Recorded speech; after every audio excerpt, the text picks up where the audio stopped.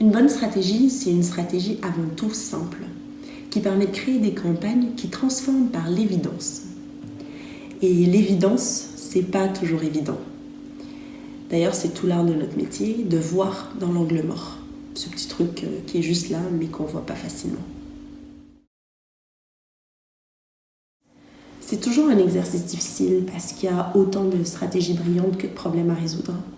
Mais je vais être un peu canadienne dans ma réponse et vous parler d'une superbe campagne pour Adidas qui a été orchestrée par une petite agence montréalaise, Sidley, en 2009. En effet, à l'époque, Adidas a passé une période un peu compliquée en termes de business, toujours dans son combat contre Nike et les fameuses parts de marché. Nike était la marque cool, Adidas la marque de papa. Ils ont lancé une nouvelle signature, Celebrate Originality. Cette signature, c'était pas juste une nouvelle campagne, c'était le tournant stratégique de la marque, tant d'un point de vue marketing évidemment que d'un point de vue de communication. Celebrate Originality, c'était le leitmotiv de la marque.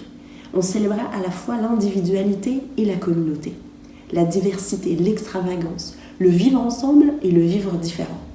Tout d'un coup, on passait de ville-monde au quartier-monde.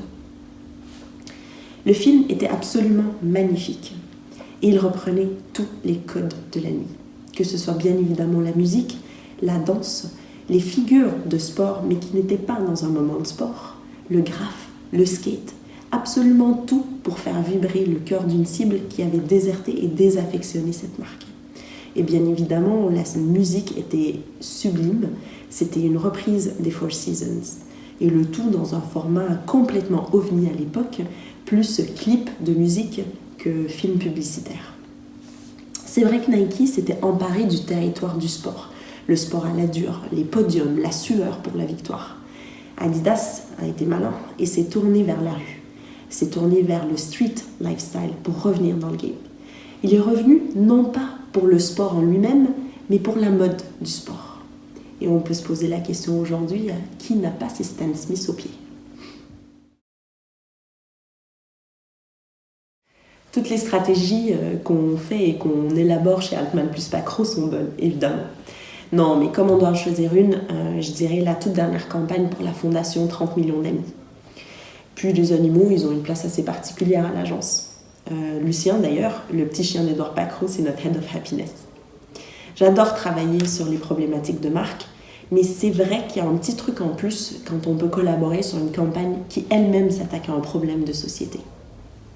Et je dois l'avouer, c'était pas facile de passer après la superbe campagne de Bosman. Mais on a tenté le coup.